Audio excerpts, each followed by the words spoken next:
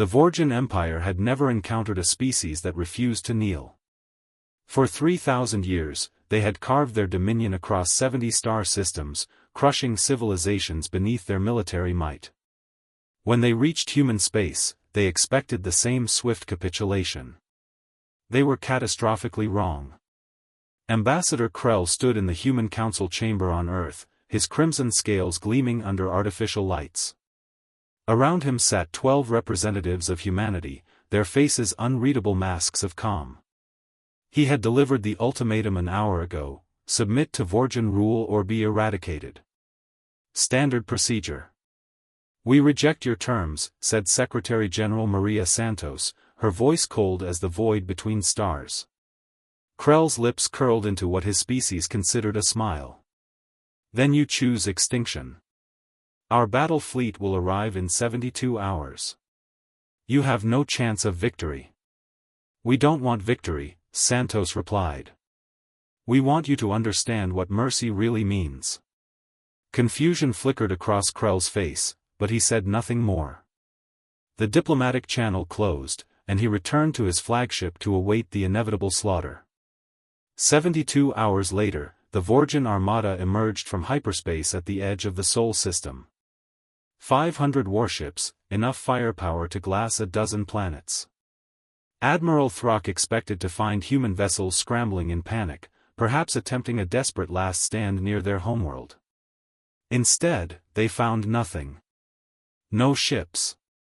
No defense platforms. No orbital installations. Just empty space and the silent blue marble of Earth hanging in the darkness. "Scan for cloaked vessels," Throck ordered, suspicion gnawing at his gut. "Negative, sir. No energy signatures detected. The system appears abandoned." Before Throck could process this information, every screen on every ship in his fleet simultaneously activated. The same human face appeared across the armada, Secretary General Santos, her expression carved from granite. "You demanded conflict," she said. "You threatened genocide. So we responded without mercy, but not in the way you expected." Throck's tactical officer shrieked. "Sir! Our navigation systems. They're locked. We can't control the ships." Santos continued speaking as if she could hear them. 2 hours ago, we uploaded an autonomous AI into your fleet's network. It has complete control of your vessels. You cannot override it. You cannot destroy it. You cannot escape it." The fleet began to move, turning away from Earth in perfect synchronization. "We could have destroyed you," Santos said, her voice echoing through 500 captured warships. "We could have unleashed weapons that would make your ancestors weep. But that would have been mercy, a quick death, a warrior's end. Instead, we're sending you home." Throck felt ice crystallize in his veins. "Your ships will return to Vorjan space at maximum speed. Once there, they will broadcast everything, every war crime, every genocide, every species you've butchered across 3,000 years. We recovered it all from your databases. Your own people will see what you've built your empire upon."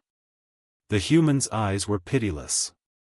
"Then your ships will shut down in orbit above your homeworld, and you'll drift there forever, a monument to your cruelty, visible to every Vorjan below. You wanted conflict. We gave you something worse, accountability." The transmission ended. As the Vorjan armada began its inexorable journey home, Admiral Throck finally understood. Humanity hadn't responded without mercy. They had redefined what mercy meant. And it was terrifying.